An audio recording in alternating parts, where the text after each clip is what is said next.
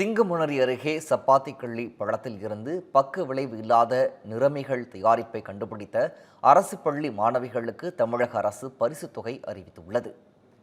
தமிழ்நாடு தொழில் முனைவோர் மேம்பாடு மற்றும் புத்தாக்க நிறுவனம் பள்ளி கல்வித்துறையுடன் இணைந்து பள்ளி புத்தாக்க மேம்பாட்டு திட்டத்தில் முகாமை நடத்தியது.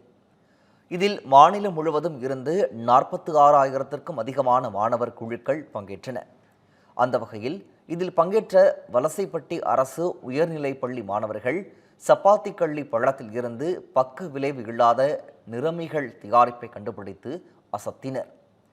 அவர்களுக்கு தமிழக அரசு சார்பில் 1 லட்சம் ரூபாய் பரிசுத் தொகையாக அறிவிக்கப்பட்டுள்ளது.